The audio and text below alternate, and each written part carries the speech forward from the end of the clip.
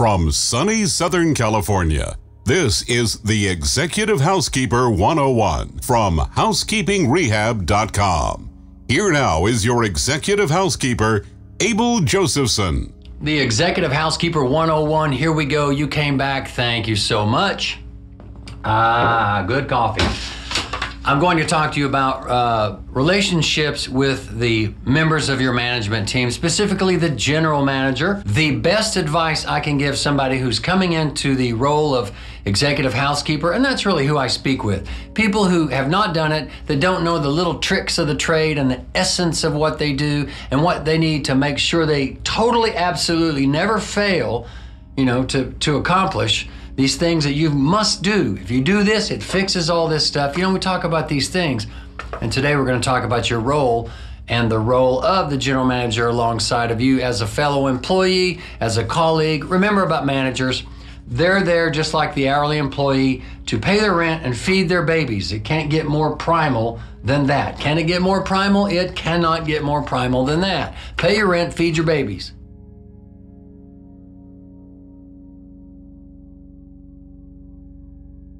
As people, we are equal.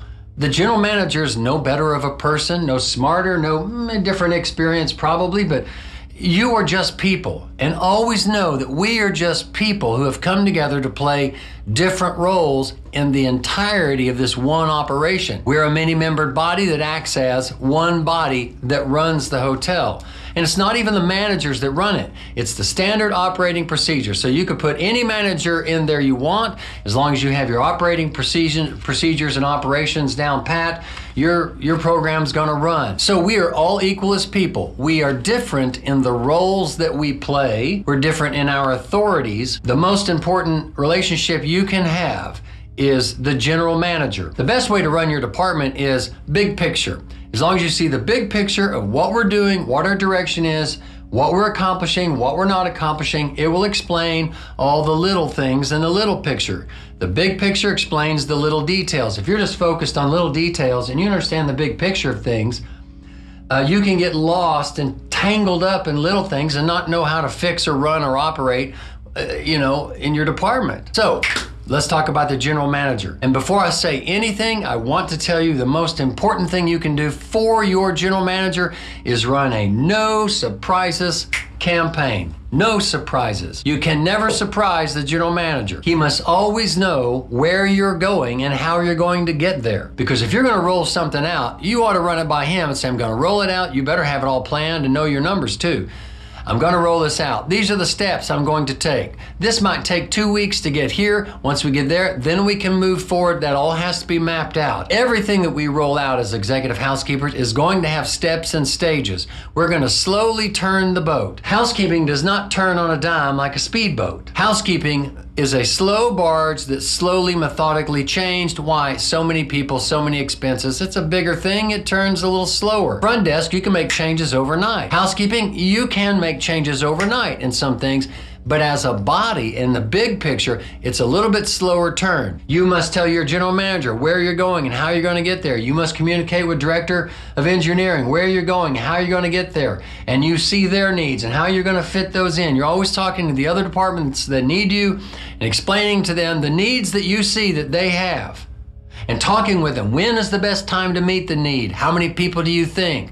These things. Why? You're always going out and saying, where do I need to go to move ahead and stay ahead of you? You're no surprises with everybody. If you get anything from anything I say in any of the videos, learn that. No surprises for anybody.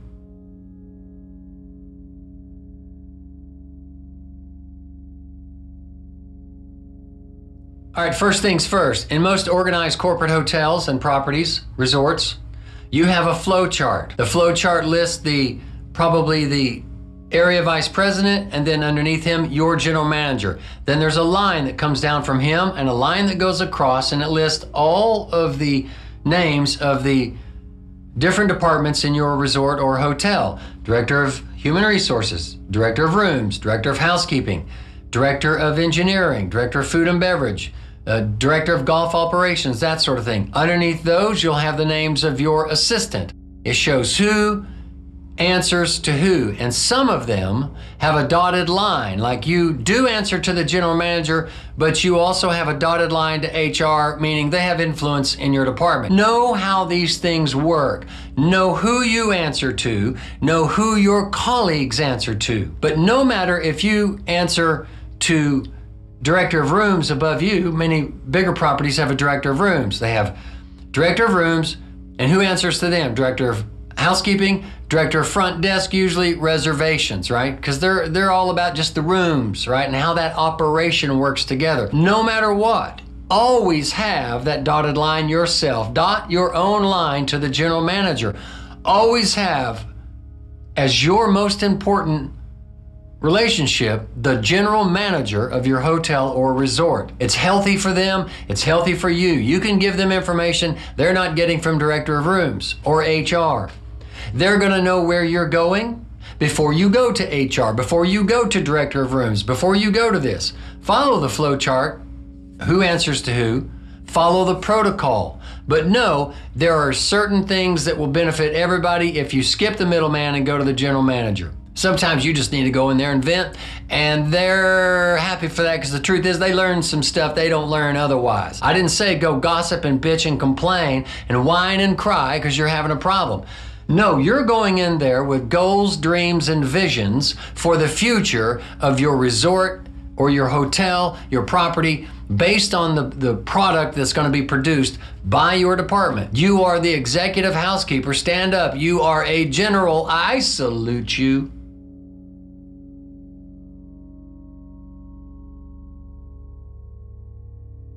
Okay, here is the first thing to consider about the general manager. I'm going to give you lots of information. Nothing is ever going to separate me from my relationship with my general manager. He is the heart and the soul of the matter. He is the supreme leader. He's the commander-in-chief, and I want a caring, personal, professional relationship with my general manager. And here's what I always insist on. First of all, let me just throw this in because it's the biggest thing in the world. I want my P&L the day it comes out. I want my P&L. I want to know exactly where I stand, and that's something I have to communicate with my general manager, right? Because he's the one that's going to make sure the comptroller gives me that. A lot of times comptrollers don't want to give profits and loss statements out. You don't need the entire P&L. You just need housekeeping. Where am I this year compared to last year? What are my projections for the next 90 days, the next 2 quarters to the end of the year, my expenses, my payroll, all these things. You have to walk in a world and live in a world to where he can get these things for you. That's why it's so important. When you need something from somebody above you or around you that doesn't necessarily want to help you, that's where you're going to get it. Here's what I want from my director of rooms first, then I'll tell you about GM. I want a meeting once a week. I'm not talking about I'm going to wait 30 minutes after the morning stand-up once and again and we're going to have a one-on-one at random. No, I want scheduled every Thursday, 12 o'clock. Director of rooms. And then I want scheduled every Thursday at 1 o'clock. General manager. I really would like to have them go boom, boom. Why? When I get to the general manager, I can tell him immediately what the director of rooms and I discussed, and then we can discuss it. So if the director of rooms goes to him and discusses things with the director of rooms regarding housekeeping, guess what? No surprises campaign works for me now. The general manager is not going to be surprised by anything the director of rooms has to say about our conversation or how we work together or what our goals and visions are, our projects. He already knows from me. Why? I run a no surprise campaign. Hopefully I can go from director of rooms right to the general manager. Okay, if the director of rooms is not his management style, he doesn't want to meet like that on a scheduled basis, he wants to kind of let it flow each week. I don't prefer that, but I've had that. Okay, but I want once a week. I want at least 30 minutes. If all I do is sit with the general manager and say, this is what we talked about last week, this is what we achieved from those discussions, here's where I'm going next week and the week after and the week after. I am low on these supplies, I know it, I'm going to put a purchase order in to the comptroller and I'm going to have to buy out of cycle because I need to get these in. Why? No surprises. Do not let your general manager find out when the front desk is screaming because nobody has toilet paper because you didn't buy toilet tissue. No surprises. Whatever your problems are, whatever your successes are. Don't just go in and report problems. Go in and report successes. This employee, we had some problems with the employee. They were not quite performing correctly. They have turned that around a little bit. Here's how we're going to encourage more of that, this, that, and the other. Talk about employment, staffing. Talk about supplies, purchasing. Talk about projects you're working on. You might walk in there and go, I have nothing new. But just because you don't have anything fresh for that particular meeting, you get your meeting. You got to stay and demand that meeting be there, or slowly over time it'll erode. You'll look up one day and now we don't meet anymore. And you got to start the momentum of that train going. The general manager wants to know for the big picture where you are, where you've been, where you're going. No surprises on anything. He wants to be fully informed. The more fully informed and ahead of the game that you keep the general manager, the less micromanaging he will do. Director of rooms, the more forward, ongoing, and staying ahead of him as to where you're going that he knows about, the less he'll micromanage your department. Why? He knows, she knows where you're at. There's no surprises. Surprises are the worst enemy of your career ever.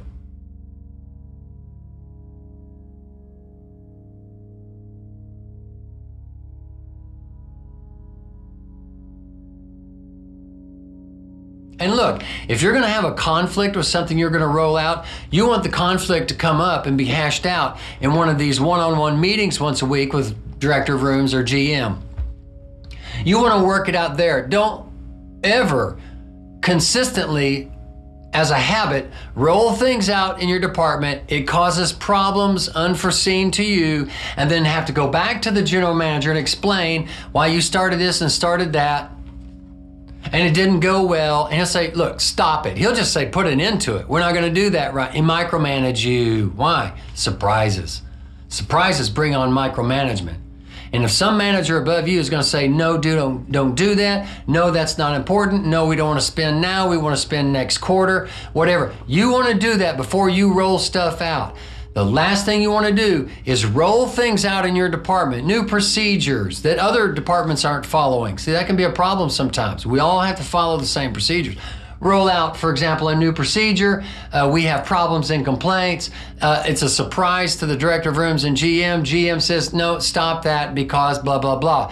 Now you've got to go back in your department. You've rolled it out with authority and training, and then tell them, well, we're not going to do it. Why? My boss says we can't do that, or we're not supposed to do that. You don't want to roll something out and then roll it back and then have to explain, because you don't run any surprises with your staff.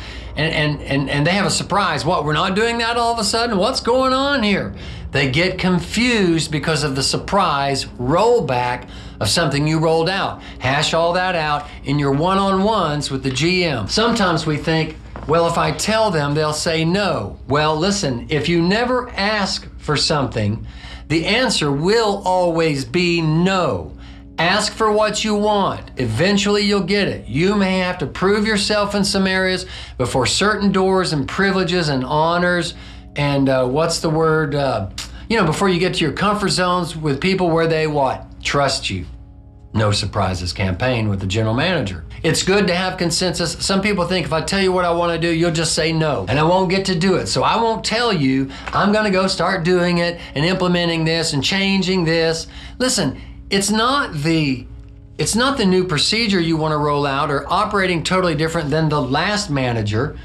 It's not these things that they're opposed to. What shuts them down is what? The surprise. No surprises campaign with general managers. The most important advice. Hey, get their 2 cents. Get their advice. Include it in what you do. Maybe you want to do it next week. They're saying, let's wait till after a pay period because I'm making this change here. Then we can roll that out. Look, if he'll say yes to you rolling it out, wait 2 weeks. And when he says that, go, absolutely, we can do that. Be agreeable. Let me tell you about negotiations with general managers. You have to negotiate a win-win. You as executive housekeeper, you're not just thinking for you. Front desk can get away just thinking about front desk. Engineering can sort of do the same. Executive housekeeper interfaces with the cleaning and maintenance of food and beverage, offices, professional offices, right? Your executive committee members, the general manager's office, you got to go clean that stuff. All right, so you interface with food and beverage, executive offices, director of engineering, because you've got to turn rooms, you need things fixed.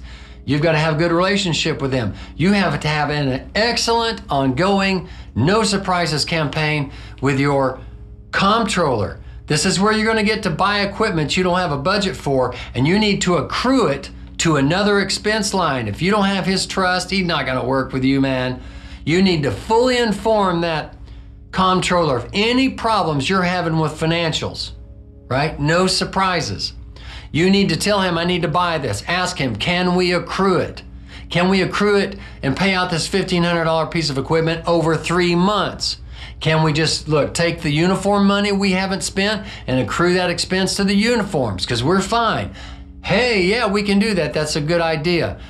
Make sure that the comptroller is fully informed of everything financial. And how do you get to the comptroller? Through the GM. You know, for that initial support and comfort that the GM understands, and it's okay because the GM understands. He'll talk to your other colleagues, comptroller, director of HR, director of rooms, food and beverage, you know, your restaurants, your golf courses and that sort of thing. So you meet once a week, you always show up exactly on time, you have something. And if you don't have anything, it's okay to go in and go, you know what, I don't have anything new, we're kind of where we're at and you know what's going on, because you still have the morning meetings, remember? You can still talk about the events and the activities and the projection of your property and the movement, where it's going and what it's dealing with. You have that on a day-to-day basis. If you get to a meeting and you don't have anything, look, have some social time. Ask him about the plans of other departments so you understand where they're going. So you can see, oh, they're going to start this in 2 weeks. Engineering is going to start some painting projects. Oh, let me move my people to different schedules. Let me see what I can do to facilitate the success of that other department. Okay, so there's some things specifically about GM. Now let me talk about some things that are specific about some of your other colleagues, comptroller, director of engineering, blah, blah, blah, front desk manager. And let's look at some real quick things that'll help you understand how to work with a management team. We are a team, a many-membered body. We operate individually, but collectively we're like one person who does everything. So we have to find our place and fit in.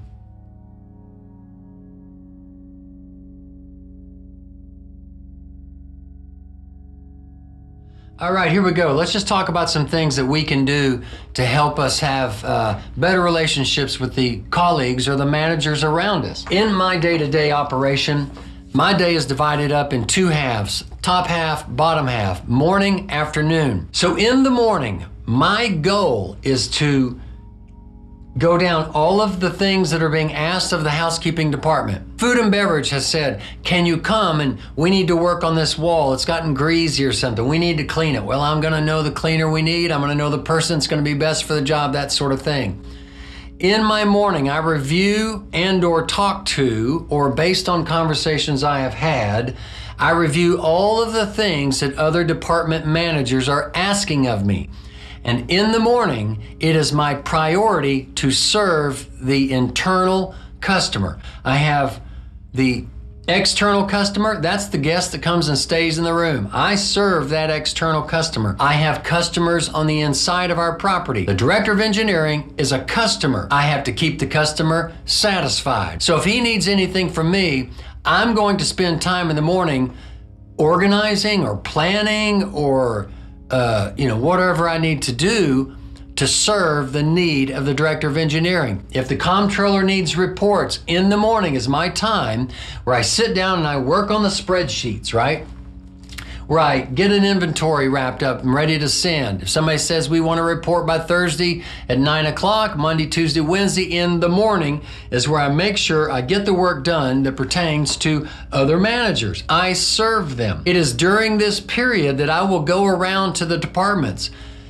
At least once a day, for sure every 2 days, but never more than 3 days do I skip it. In other words, ongoing each day.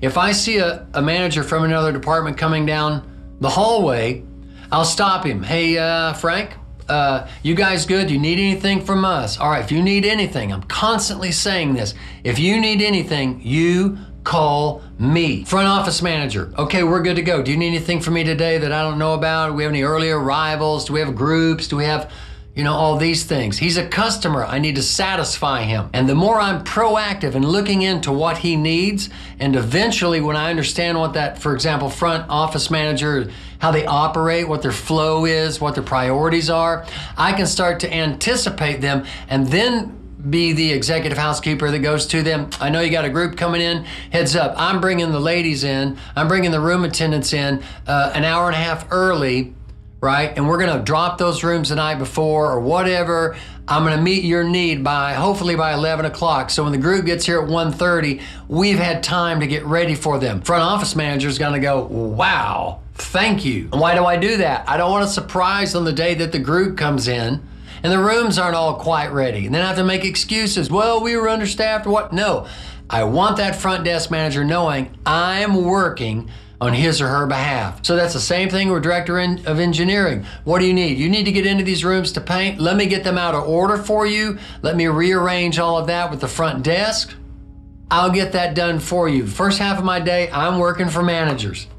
Second half of my day is all me, baby. I'm up there in those rooms and I'm going around those rooms. I'm inspecting. I'm making tweaks and improving the presentation in our occupied rooms. I'm knocking on occupied doors so I can run into guests so they get the opportunity to have the executive housekeeper knock on their door and ask them, is there anything that we can do for you? Are we meeting your expectations? Are we doing everything that you're asking us to do? So in the morning, my priority is managers. And I don't worry about anything else. And I don't worry about some other manager going, well, he's in the office all morning. Yeah, I'm in there taking care of administrative and office stuff. Never worry about what people think about you and your management style. All you have to do is worry about delivering results.